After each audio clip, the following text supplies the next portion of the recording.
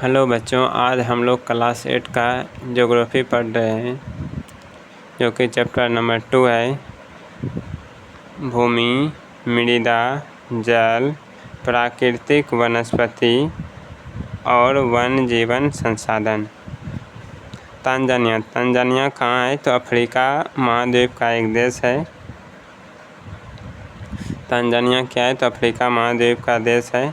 अब तंजानिया को जो है हम अपने मैप पर देख लेते हैं कि तंजानिया कहाँ पर स्थित है।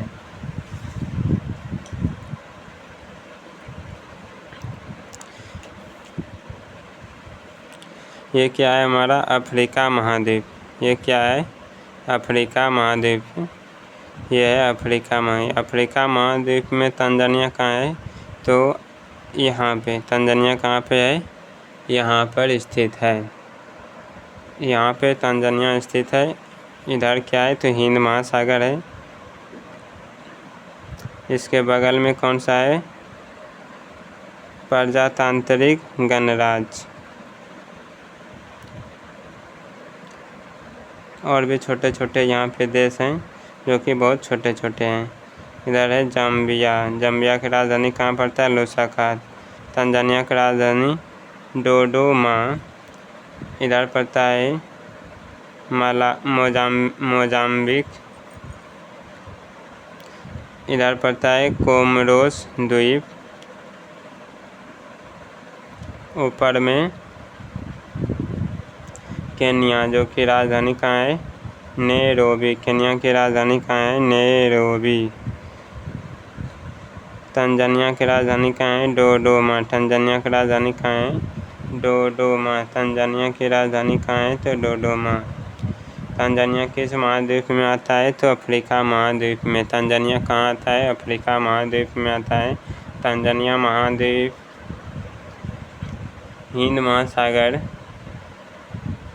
तंजानिया महाद्वीप का तट जो है हिंद महासागर के साथ लगता है।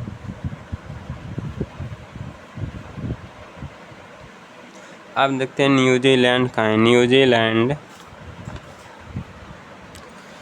यहाँ पे न्यूजीलैंड यहाँ पे है। इसकी राजधानी कहाँ है? वेलिंगटन। न्यूजीलैंड की राजधानी कहाँ है? वेलिंगटन। न्यूजीलैंड की राजधानी कहाँ है? वेलिंगटन। न्यूजीलैंड की राजधानी कहाँ है? वेलिंगटन। न्यूजीलैंड के क्षेत्र में ये सभी ऑकलैंड द्वीप, कैंपबेल द्वीप, स्नेयर्स, एंटीथोडस द्वीप और बाउंटी द्वीप, ये सभी जो है न्यूजीलैंड के क्षेत्र में आते हैं। करमाडेक द्वीप समूह, ये सभी न्यूजीलैंड के क्षेत्र में आते हैं।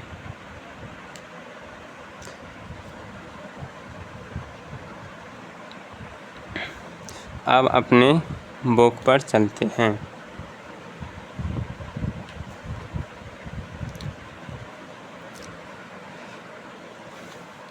तंजानिया के बारे में आप समझ गए होंगे। तंजानिया के बारे में अब न्यूजीलैंड के बारे में भी आप देख ले चुके हैं कि न्यूजीलैंड जो है चारों ओर समुद्र से घिरा हुआ है। वहाँ पर जो है नवीनतम प्रौद्योगिकी का खेती करते हैं पीटर के परिवार में, और वहाँ पर जैविक खेती की जाती है। नवीनतम तकनीक का प्रयोग करके जैविक खेती का प्रयोग किया जाता है। जैविक खेती में, कृषि में जो है जैविक खाद का प्रयोग किया जाता है। अब मम्बा और पीटर विश्व के दो विभिन्न स्थानों में रहते हैं। एक अफ्रीका महाद्वीप में रहते हैं, एक ऑस्ट्रेलिया महाद्वीप के थोड़ा सा हटकर हैं।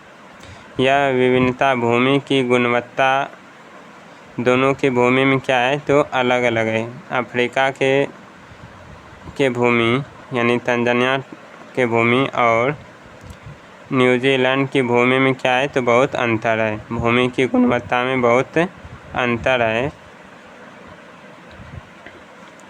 मृदा, मिट्टी, जल, प्राकृतिक वनस्पति, प्राणियों और प्रौद्योगिकी के उपयोग की भिन्नता के कारण है। दोनों के यहाँ क्या है? तो एक के यहाँ नवीनतम प्रौद्योगिकी नहीं है, तो दूसरे के यहाँ नवीनतम प्रौद्योगिकी है। यहाँ पर जो है जैविक कृषि की जाती है तो वहाँ पर किसी प्रकार की कृषि नहीं की जाती है, साधारण कृषि की जाती है। इन स्थानों का एक दूसरे से भिन्न होने का मुख्य कारण इस प्रकार के संसाधनों की उपलब्धता है। इन स्थानों का एक दूसरे से भिन्न होने का मुख्य कारण क्या है? तो इस प्रकार के संसाधनों की उपलब्धता है, संसाधन की उपलब्धता है। ये सभी के मृदा, जल, प्राकृतिक वनस्पति, प्राणी, प्रौद्योगिकी, भूमि, ये सब क्या है? तो संसाधन हैं।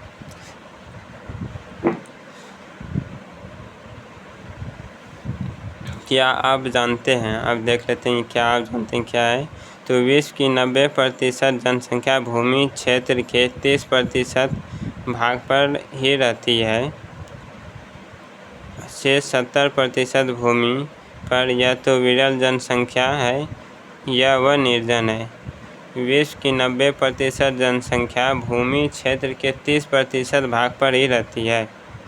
विश्व के 90% जो है जनसंख्या मात्र 30% के भूमि क्षेत्र पर ही रहते हैं। 70% भूमि जो है वह क्या है? तो विरल है या तो निर्जन है। ये तो बहुत कम जनसंख्या है। मात्र 30% भूमि पर ही जनसंख्या जो है कितना है? तो 90% है। 70% क्या है?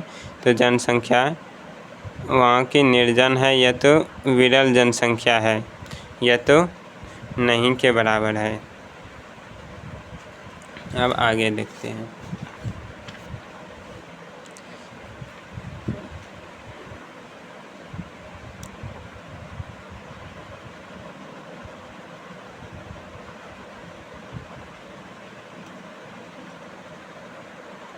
अब भूमि के बारे में पढ़ते हैं। सभी महत्वपूर्ण प्राकृतिक संसाधनों में भूमि भी शामिल है। भूमि कौन से संसाधन है? तो प्राकृतिक संसाधन हुए। भूमि किस प्रकार के संसाधन है? प्राकृतिक संसाधन है। भूमि किस प्रकार के संसाधन है? तो प्राकृतिक संसाधन है। भूपृष्ठ के कुल क्षेत्रफल का लगभग 30% भाग भूमि है। भूपृष्ठ के कुल क्षेत्रफल का लगभग 30% भाग क्या है? तो भूमि है। जितना भूपृष्ठ है उनका जो है 30% भाग क्या है? तो भूमि है।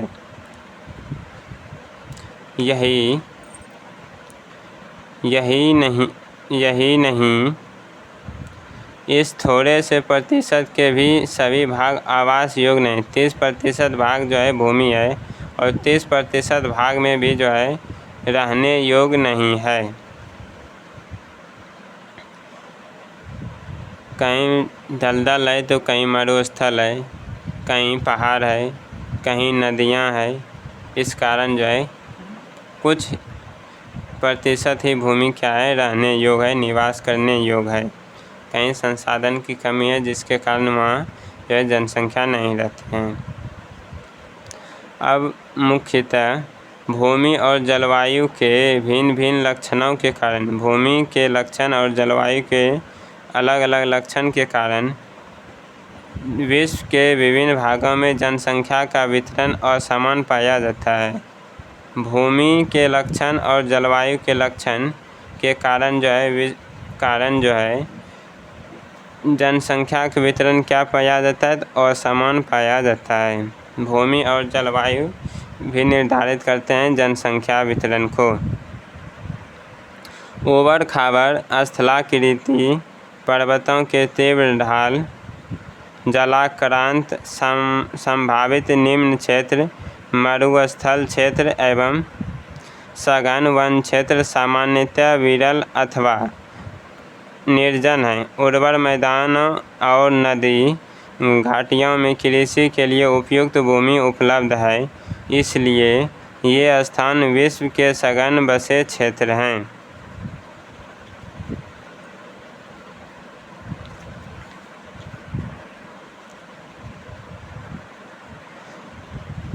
ऊबड़ खाबड़ स्थलाकृति में क्या है तो जनसंख्या विरल है या तो निर्जन है।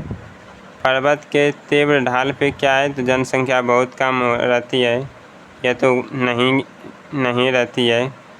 जलाक्रांत क्षेत्र संभावित जो निम्न क्षेत्र हैं वहाँ पर भी जनसंख्या बहुत कम होते हैं या तो खाली ही होते हैं।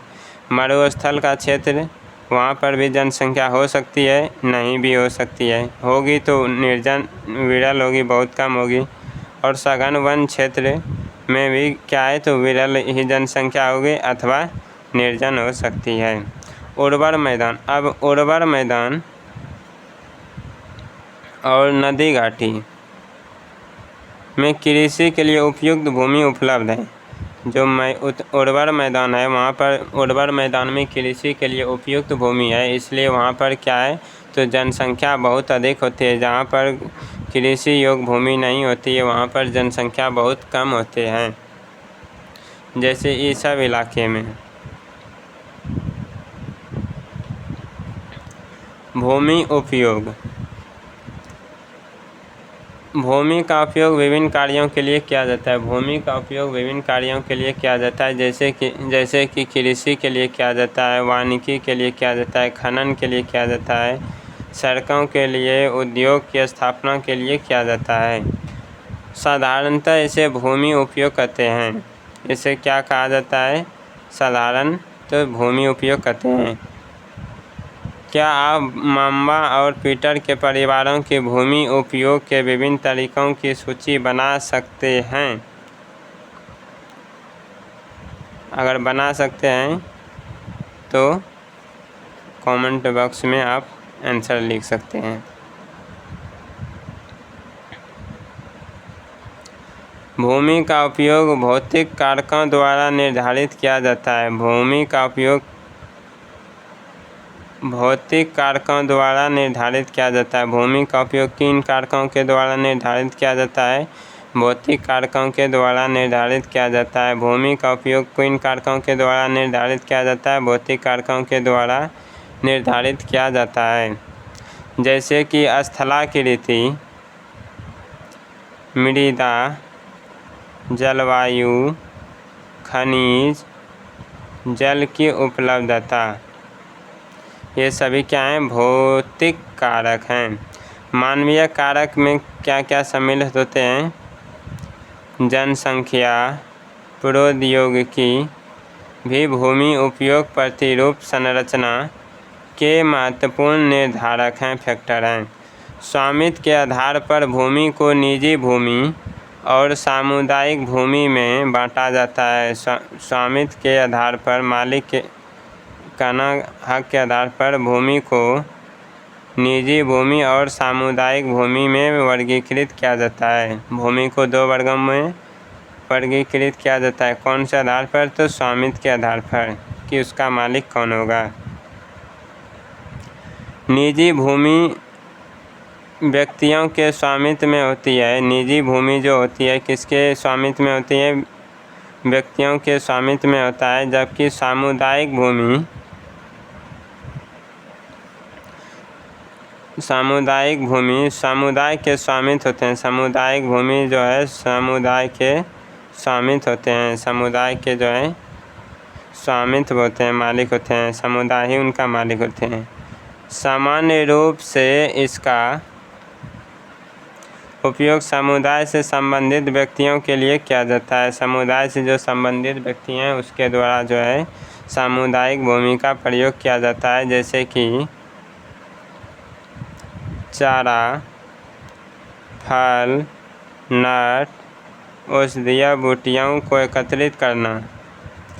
इस सामुदायिक भूमि को साझा संपत्ति संसाधन भी कहा जाता है। सामुदायिक भूमि को और क्या कहा जा सकता है? तो साझा संपत्ति साधन भी कहा जाता है। साझा संपत्ति साधन को और क्या कहा जा सकता है? सामुदायिक भूमि कहा जाता है। जनसंख्या और उसकी मांग। जनसंख्या और जनसंख्या की मांग।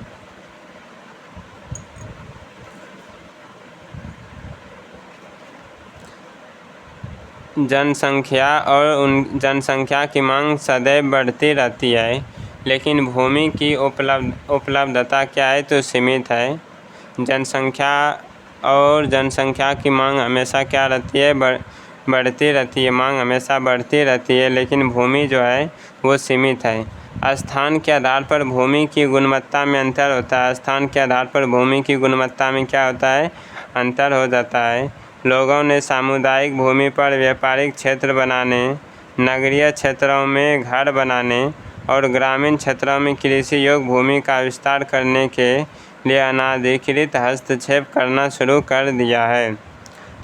लोगों ने सामुदायिक भूमि जो है वह व्यापारिक क्षेत्र बनाने, नगरीय क्षेत्रों में घर बनाने, ग्रामीण क्षेत्रों में कृषि योग्य भूमि का विस्तार करने के लिए अनाधिकृत हस्तक्षेप करना शुरू कर दिया गया है। आज भूमि उपयोग प्रतिरूप में व्यापक परिवर्तन हमारे समाज में सांस्कृतिक परिवर्तनों को दर्शाते हैं। वर्तमान में कृषि और निर्माण संबंधी गतिविधियों के प्रसार के विस्तार के कारण निम्नीकरण, भूस्खलन, मृदा अपरदन, मरुस्थलीकरण पर्यावरण के प्रमुख खतरा हैं। पर्यावरण के प्रमुख खतरा क्या क्या हैं तो निम्नीकरण है, भूस्खलन है, मृदा अपरदन है और मरुस्थलीकरण है। ये सब किस गतिविधि के कारण होता है तो कृषि और निर्माण संबंधी गतिविधि के प्रसार के वजह से हो रहा है। जैसे यहाँ पे भूमि उपयोग में समय के अनुसार परिवर्तन दर्शाया गया है। पहले यहाँ पे क्या होता था, कृषि होता था, यहाँ पे छोटा छोटा घर था, कच्ची सड़क है और किसान जा रहे हैं, पेड़ पौधा दिख रहा है।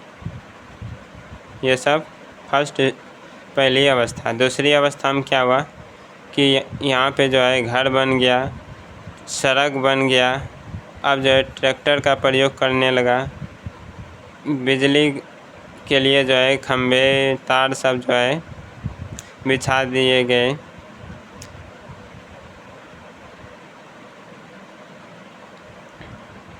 और यहाँ पे भी सड़क निर्मित हो गया। तीसरी अवस्था में पूरा डेवलप्ड हो गया, विकसित हो गया। यहाँ पे पूरा जो है घर बन गया, गाछ वृक्ष जो है पूरा कट गया, खेत जो था वो क्या बन गया, पार्क बन गया, रोड पक्की बन गया, घर भी बहुत ज़्यादा हो गया। चौथी अवस्था में पूर्णतः जो है समाप्ति हो गया।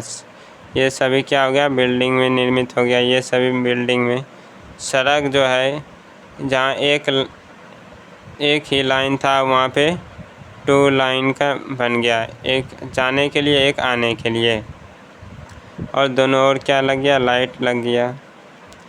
यहाँ पे जो जहाँ पे खेती होता था वहाँ पे क्या हो गया, अब कृषि खेलने के लिए जो है फील्ड हो गया, पार्क बना दिया गया।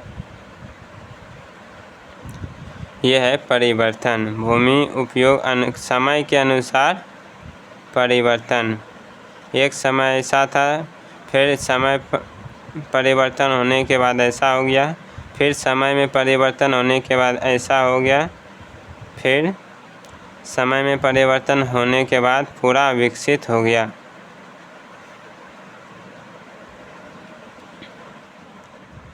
अब है भूमि संसाधन का संरक्षण।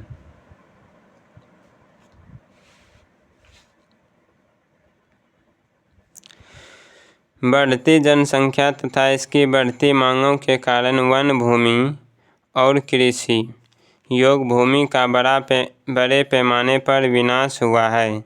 बढ़ती जनसंख्या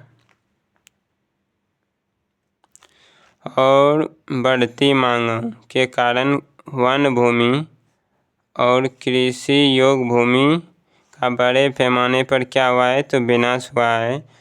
इससे इस प्राकृतिक संसाधन के समाप्त होने का डर पैदा हो गया है। इसलिए विनाश की वर्तमान दर को अवश्य ही रोकना चाहिए। वन रोपण, भूमि उद्धार, रासायनिक कीटनाशकों और उर्वरकों के विनियमित उपयोग, अतिचारण पर रोक आदि भूमि संरक्षण के लिए प्रयुक्त कुछ सामान्य तरीके हैं। भूमि संरक्षण के कौन कौन से तरीके हो सकते हैं? तो वन रोपण करके जो है भूमि को संरक्षण कर सकते हैं। भूमि उद्धार करके रासायनिक कीटनाशकों और उर्वरकों को विनियमित उपयोग और अतिचारण पर रोक लगाकर हम कर सकते हैं। अब है मृदा। पृथ्वी के पृष्ठ पर दानेदार कणों के आवरण की पतली परत क्या कहलाती है? मृदा कहलाती है। मृदा किसे कहते हैं? तो पृथ्वी के पृष्ठ पर दानेदार कणों के आवरण की पतली परत मृदा कहलाती है। यह भूमि से निकटता से जुड़ी हुई होती है। मृदा जो है भूमि से निकटता से जुड़ी हुई है।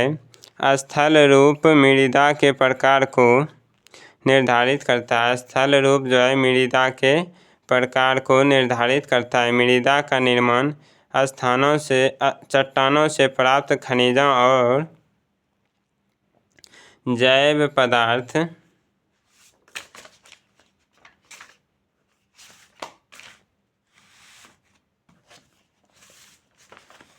तथा भूमि पर पाए जाने वाले खनिजों से होता है।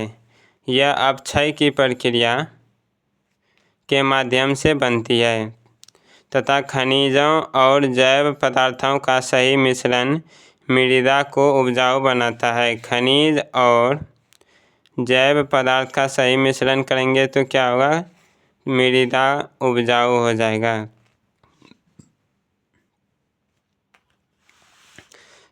मृदा के सबसे ऊपरी परत ह्यूमस और वनस्पति के साथ ऊपरी मृदा है।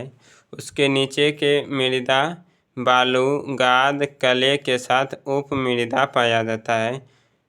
इसके नीचे अपक्षय चट्टानी पदार्थ पाए जाते हैं। इसके नीचे जो है जनक चट्टानें पाई जाती हैं। ये है मृदा परिच्छेदिका। अब अपक्षय क्या होता है? अपक्षय तापमान परिवर्तन, तुषार क्रिया, पौधे एवं प्राणियों और मनुष्यों के क्रियाकलाप द्वारा अनावृत सेलों का टूटना और क्षय होना क्या कहलाता है? अपक्षय कहलाता है। केवल 1 सेंटीमीटर मृदा को बनने में सैकड़ों वर्ष लग जाते हैं। केवल 1 सेंटीमीटर मृदा को बनने में सैकड़ों वर्ष लग जाते हैं। अब मृदा निर्माण को प्रभावित करने वाले कारक कौन कौन से हैं? मृदा निर्माण को प्रभावित करने वाले कारक हैं, पहला जनक सेल, रंग गठन, रासायनिक गुणधर्म, खनिज मात्रा, पारगम्यता को निर्धारित करती है। दूसरा है जलवायु, तापमान, वर्षा, अपक्षय और ह्यूमस निर्माण की दर को प्रभावित करती है।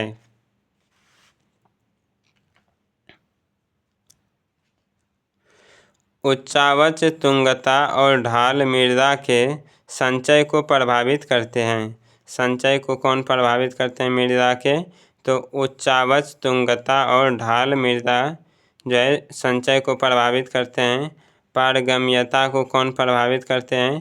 तो जनक सेल, रंग गठन, रासायनिक गुणधर्म, खनिज और मात्रा जो है मिट्टी की पारगम्यता को निर्धारित करते हैं।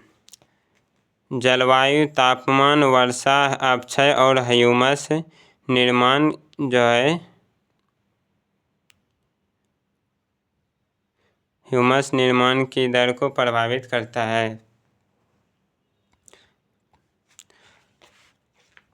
वनस्पति जात, प्राणी जात और सूक्ष्म जीव ह्यूमस निर्माण की दर को प्रभावित करते हैं। ह्यूमस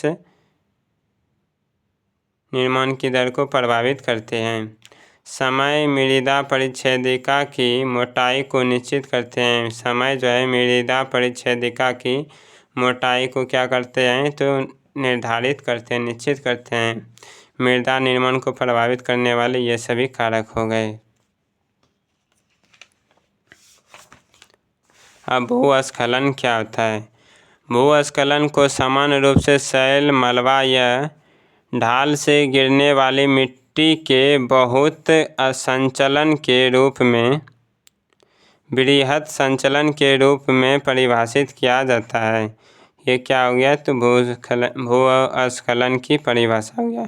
वे प्रायः भूकंप, बाढ़ और ज्वालामुखी के साथ घटित होते हैं। भूस्खलन कब कब घटित होते हैं?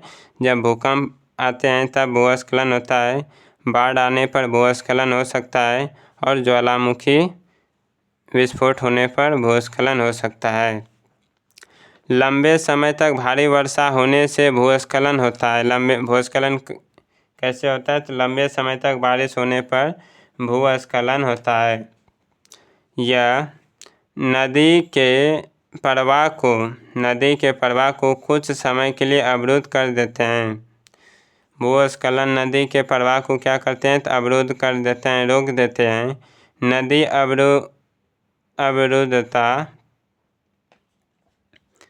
के अचानक फूट पड़ने से निचली घाटियों के आवासों में विध्वंस आ जाता है। पहाड़ी भूभाग में भूस्खलन एक मुख्य और विस्तृत रूप से फैली प्राकृतिक आपदा है। भूस्खलन क्या है तो हमारा प्राकृतिक आपदा है। भूस्खलन के लिए जिम्मेदार कारक कौन कौन है तो भूकंप, बाढ़ और ज्वालामुखी और भारी वर्षा भी। प्राकृतिक आपदा है जो प्रायः जीवन और संपत्ति को आघात पहुंचाती है, चिंता का मुख्य विषय है। एक वास्तुस्थिति अध्ययन, जैसे कि हिमाचल प्रदेश के किन्नौर ज़िले में, हिमाचल प्रदेश के कौन से ज़िले? किन्नौर ज़िले में रेकांगपिओ के निकट, कहाँ पे?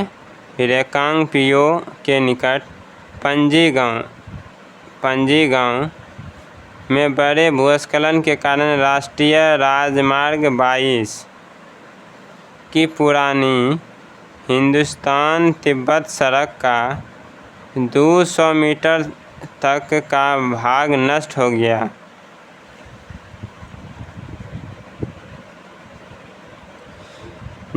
गया। यह भूस्खलन पंजी गांव में तीव्र विस्फोटन द्वारा हुआ था। विस्फोटन के कारण ढाल का यह कमज़ोर क्षेत्र नीचे गिर गया। विस्फोट हुआ तो ढाल का जो कमज़ोर क्षेत्र था वो क्या हो गया तो नीचे गिर गया, जिसके कारण सड़क और गांव के आसपास के क्षेत्र को क्षति पहुंची। पंजी गांव को किसी संभावित मानव विनाश से बचाने के लिए पूर्ण रूप से खाली करा दिया गया था। जब ऐसी घटना हुआ तो क्या हुआ, पंजी गांव को पूरा खाली करवा दिए गए सरकार के द्वारा।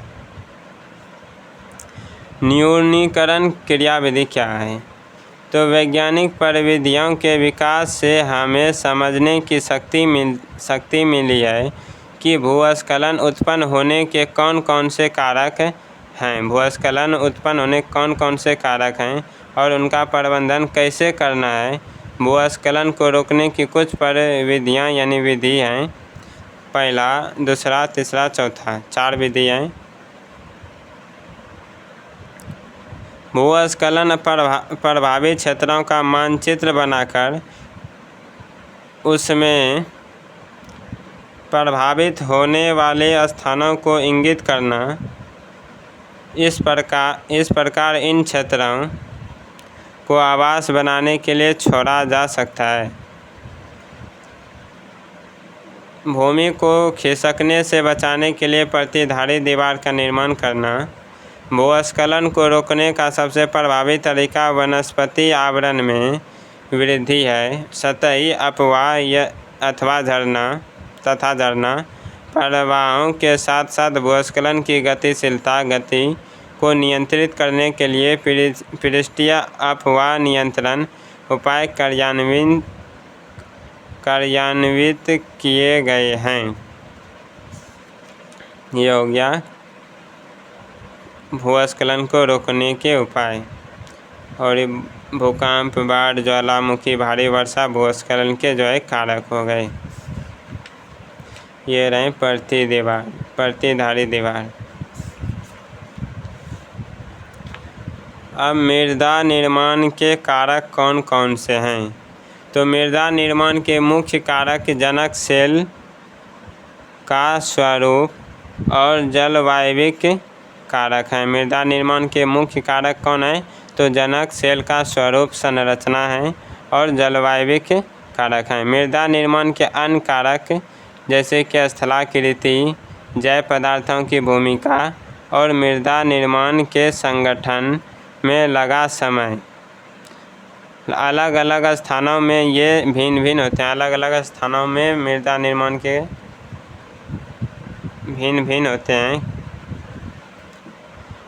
मृदा का निम्नीकरण और संरक्षण के उपाय। मृदाकरण के निम्नीकरण, मृदा अपरदन और क्षीणता। मृदा संसाधन के लिए दो मुख्य खतरे हैं। मृदा अपरदन और क्षीणता मृदा संसाधन के लिए क्या है? तो खतरा है। मृदा अपरदन और क्षीणता क्या है? तो मृदा संसाधन के लिए खतरा है। और मानवीय और प्राकृतिक दोनों ही कारकों से मृदा का निम्नीकरण हो सकता है। मृदा का निम्नीकरण होने के लिए कौन कौन से कारक हैं? तो प्राकृतिक भी कारक हैं और प्राकृतिक भी और मानव भी कारक हैं।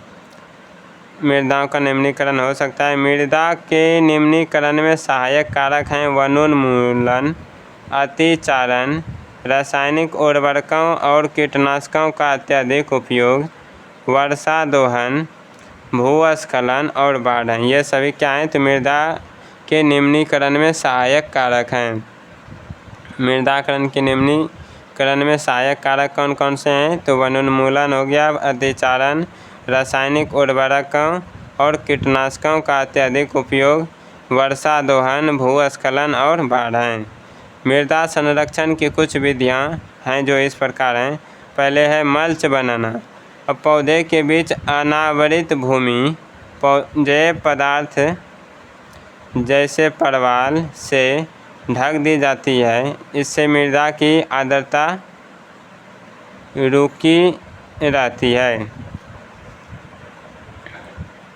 परवाल से मृदा की आर्द्रता क्या रहती है? तो रुकी रहती है। अब है वेदिका फर्न। ये है वेदिका फर्न। चौड़े और समतल सोपान अथवा वेदिका तीव्र ढालों पर बनाए जाते हैं। वेदिका कहाँ बनाए जाते हैं? जहाँ पर तीव्र ढाल रहता है, ताकि सपाट सतह फसल उगाने के लिए उपलब्ध हो सके। सपाट सतह यानी प्लेन सरफेस फसल उगाने के लिए उपलब्ध हो जाए। इनसे पृष्ठीय प्रवाह और मृदा अपरदन कम होता है। इस प्रकार वेदिका फर्न से मृदा अपरदन और पृष्ठीय प्रवाह जो कि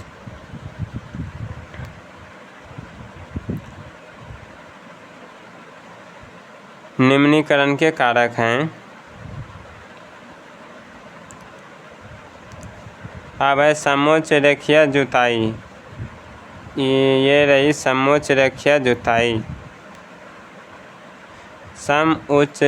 समोच्च रेखीय जुताई एक पहाड़ी ढाल पर समोच्च रेखाओं के समानांतर जुताई ढाल से नीचे बहते जल के लिए एक प्राकृतिक अवरोध का निर्माण करती है। एक पहाड़ी ढाल पर समोच्च रेखाओं के समानांतर जुताई ढाल से नीचे बहते जल के लिए प्राकृतिक अवरोध का निर्माण करती है। रक्षक मेखला क्या होता है? तो तटीय प्रदेशों और शुष्क प्रदेशों में पवन गति रोकने के लिए वृक्षों कतारों में लगाए जाते हैं ताकि मृदा अपरदन को बचाया जा सके।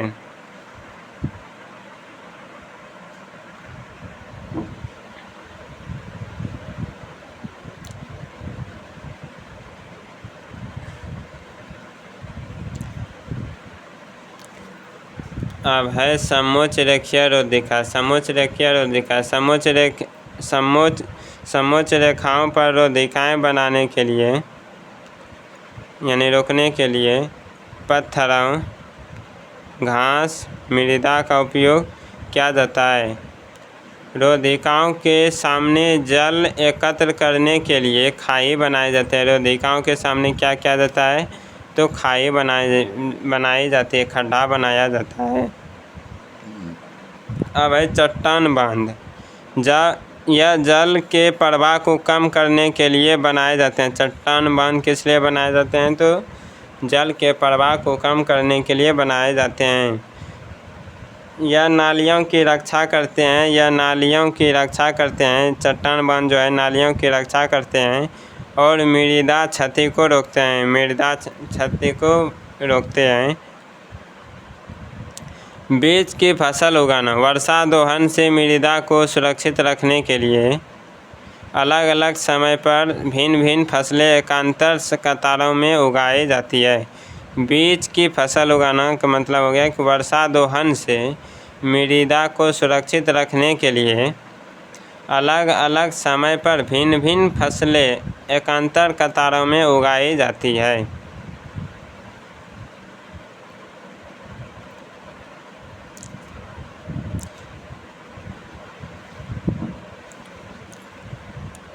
क्या आप जानते हैं? देखते हैं क्या है इसमें।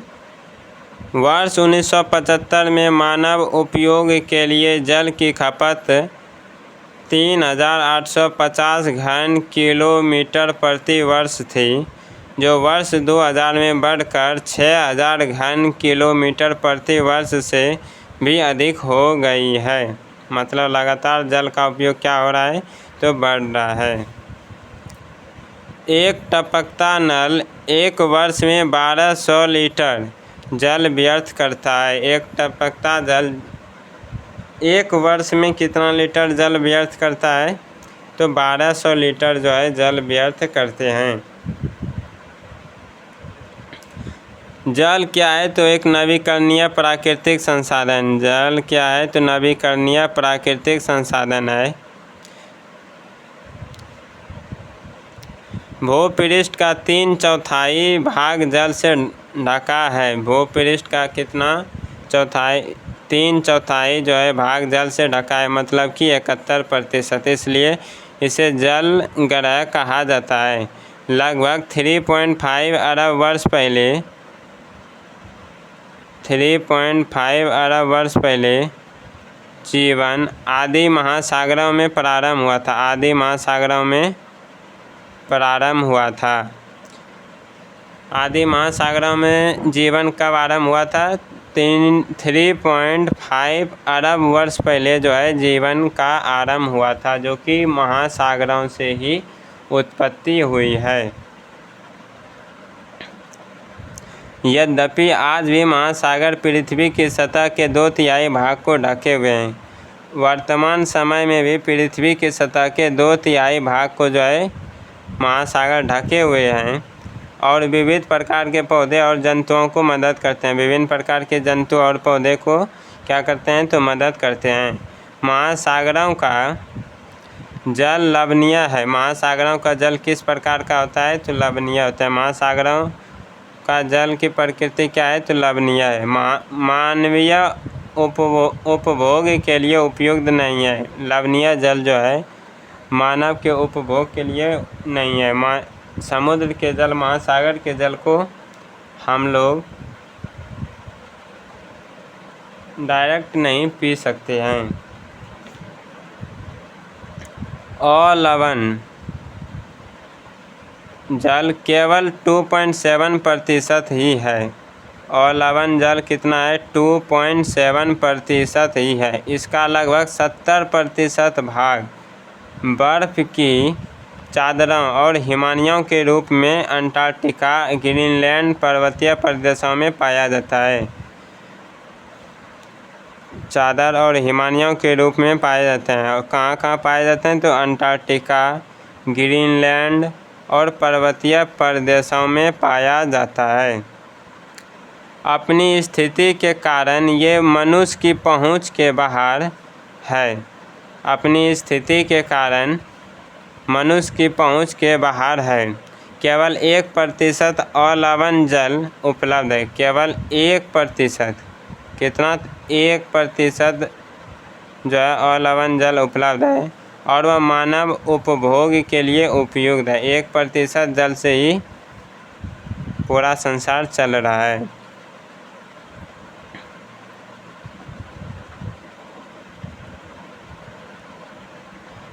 यह भौम जल नदियाँ और झीलों में पृष्ठीय जल के रूप में तथा वायुमंडल में जलवाष्प के रूप में,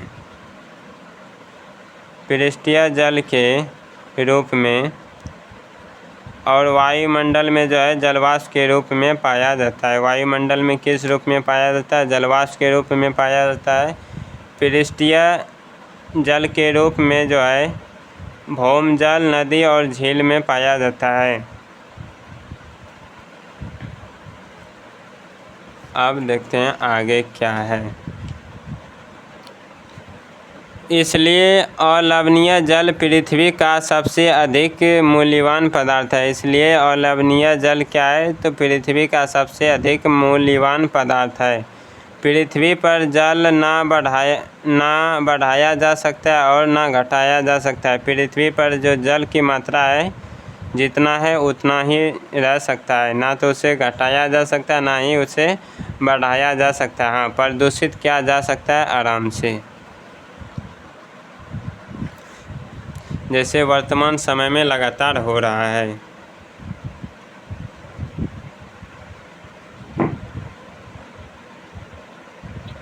इसकी कुल मात्रा स्थिर रहती है। जल की मात्रा क्या रहती है तो स्थिर रहती है। धरती पर पानी कभी नहीं घट सकती है ना ही बढ़ सकती है। इसकी प्रचुरता में विविधता प्रतीत होती है क्योंकि यह वाष्पीकरण, वर्षण व की प्रक्रियाओं द्वारा महासागरों, वायु, भूमि और पुनः महासागरों में चक्रण द्वारा निरंतर गतिशील है। जैसा कि आप जानते हैं इसे जल चक्र कहते हैं। इस प्रकार चक्रण द्वारा निरंतर गतिशील है, इसे क्या कहा जाता है? जल चक्र कहते हैं। मनुष्य जल की बड़ी मात्रा का उपयोग न केवल पीने और धुलाई में ही करता है वरन उत्पादन प्रक्रिया में भी करता है। जल कृषि, उद्योग और बांधों के जलाशयों के माध्यम से विद्युत उत्पादन, किस लिए तो विद्युत उत्पादन करने में भी प्रयोग किया जाता है। जल का उपयोग विद्युत उत्पादन करने में भी किया जाता है। जल स्रोतों को सूखने अथवा जल प्रदूषण के कारण अलवणीय जल की आपूर्ति की कमी के मुख्य कारक बढ़ती जनसंख्या, भोजन, नकदी फसलों की बढ़ती मांग, बढ़ता नगरीकरण और बेहतर जीवन स्तर है। अलवणीय जल की आपूर्ति की कमी के मुख्य कारक यही सब हैं।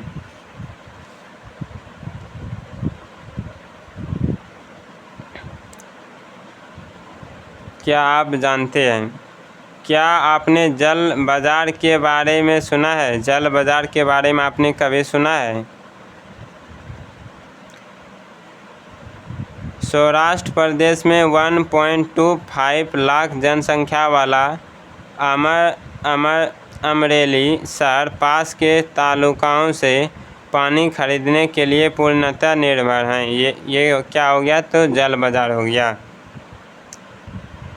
जहाँ पर जल की बिक्री हो, पूर्णतः निर्भर हो, वह क्या हो गया? जल बाजार हो गया। जल उपलब्धता की समस्या। विश्व के कई प्रदेशों में जल की कमी है। अधिकांश अफ्रीका, पश्चिमी एशिया, दक्षिण एशिया, पश्चिम संयुक्त राज्य अमेरिका के भाग, उत्तर पश्चिम मैक्सिको, दक्षिण अमेरिका के भाग और संपूर्ण ऑस्ट्रेलिया और लवणीय जल की आपूर्ति की कमी का सामना कर रहे हैं। और लवणीय जल का मतलब मृदु जल के लिए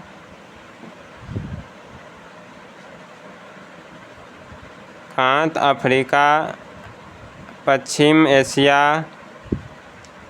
अधिकांश अफ्रीका, दक्षिण एशिया, पश्चिमी संयुक्त राज्य अमेरिका के भाग, उत्तर पश्चिमी मैक्सिको, दक्षिण अमेरिका के भाग और संपूर्ण ऑस्ट्रेलिया और लवणीय जल की आपूर्ति की कमी का सामना कर रहे हैं। किस प्रकार के जल? तो अलवणीय जल, यानी अलवणीय जल का मतलब जो पीने योग्य जल हो।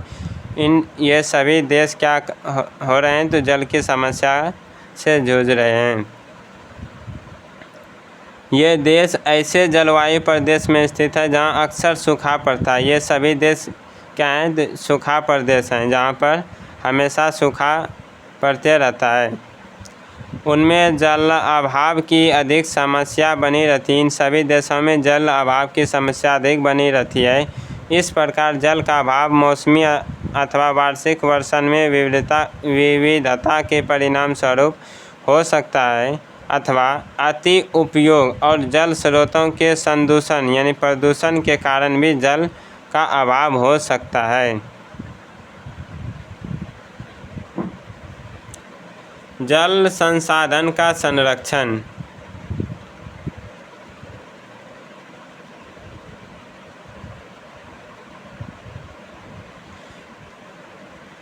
जैसे कि यमुना नदी वाहित मल, औद्योगिक बहिर्स्राव एवं कचरे के कारण प्रदूषित हो रही है। जैसे अपने देश की नदी जो है यमुना है, ये क्या हो रहा है? तो बहुत प्रदूषित हो रहा है। कौन प्रदूषित कर रहा है? तो वाहित मल, औद्योगिक बहिर्स्राव एवं कचरे के कारण क्या हो रहा है? प्रदूषित हो रहा है। गंगा भी, भारत के बहुत सारे नदियाँ क्या हो रहे हैं? तो प्रदूषित हो रहे हैं। इसका कारण क्या है? वाहित मल हो सकता है, औद्योगिक बहिर्स्राव हो सकता है, कचरे हो सकता है और भी मानव की अन्य गतिविधियां हो सकती है। अब जल संसाधन का संरक्षण। आज के विश्व में शुद्ध तथा पर्याप्त जल स्रोतों तक पहुंचना एक बड़ी समस्या बन गई है। इस क्षीण होते समाप्त होते संसाधन के संरक्षण के लिए कदम उठाना चाहिए। यद्यपि जल एक नवीकरणीय संसाधन है, तथापि इसका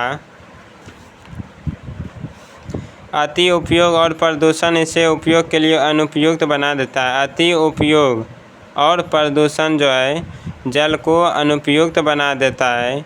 अशोधित या आंशिक रूप से शोधित वाहित मल, कृषि रसायन का विसर्जन और जल निकायों में औद्योगिक बहिर्स्राव जल के प्रमुख संदूषक हैं। इनमें शामिल हैं नाइट्रेट धातु, पीड़कनाशी जल को प्रदूषित कर देते हैं। नाइट्रेट धातु और पीड़कनाशी भी क्या करते हैं? तो जल को प्रदूषित करते हैं। इनमें से अधिकांश रसायन अजैव निम्नीकरण होते हैं। अधिकांश रसायन क्या होते हैं? तो अजैव निम्नीकरण होते हैं। जो जल में रसायन को प्रवाहित किए जाते हैं वो अजैव निम्नीकरण होते हैं, जो कि प्रकृति में नहीं मिलती है। निम्नीकरण होने के कारण जल द्वारा मानव शरीर में पहुंच जाते हैं। जल के द्वारा जो है मानव शरीर में पहुंच जाता है। क्या? तो अजैव रसायन।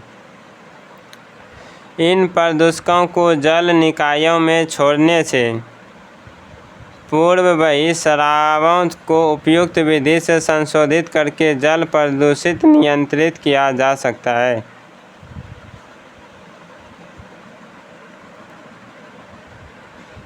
वन और अन्य वनस्पति आवरण धरातलीय प्रवाह को मंद करते हैं। वन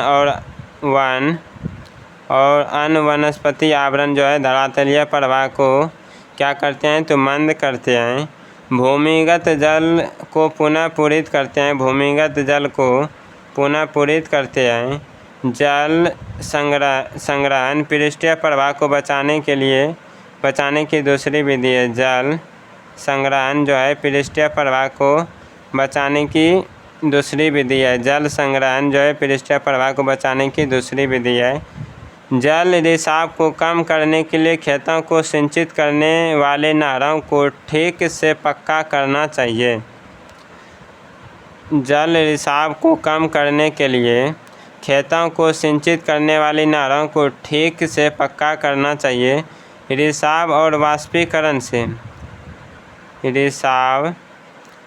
वाष्पीकरण से होने वाली जल क्षति को रोकने के लिए क्षेत्र की स्प्रिंकलर से सिंचाई करना अधिक प्रभावी विधि है। वाष्पीकरण की अधिक दर वाले शुष्क प्रदेशों में सिंचाई की ड्रिप अथवा टपकन विधि का प्रयोग किया जाता है। जहाँ जो शुष्क प्रदेश है वहाँ पर किस प्रकार के सिंचाई के तंत्र प्रयोग किया जाते हैं, ड्रिप या टपकन विधि का प्रयोग किया जाता है। सिंचाई की इन विधियों को अपनाकर बहुमूल्य जल संसाधन को संरक्षित किया जा सकता है। ये सभी प्रोसेस का प्रयोग करके विधि का प्रयोग करके जल संसाधन को जो है जल को सुरक्षित किया जा सकता है। क्या आप जानते हैं कि अपने घर की छत पर वर्षा जल एकत्र करके इस जल का संग्रहण करना एवं विभिन्न उत्पादक उपयोगों में लाना वर्षा जल संग्रह कहलाते हैं। वर्षा जल संग्रह किसे कहते हैं तो ये हो गया परिभाषा। औसतन 2 घंटे की वर्षा का एक दौर 8000 लीटर जल बचाने के लिए काफ़ी है। औसतन 2 घंटे की वर्षा का एक दौर 8000 लीटर जल बचाने के लिए काफ़ी है।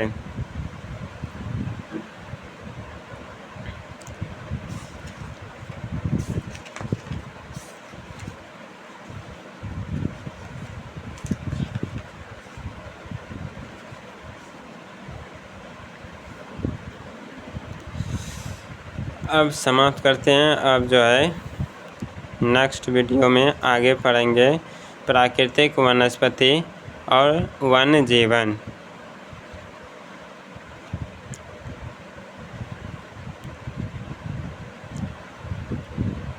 वीडियो देखने के लिए आप सभी को धन्यवाद।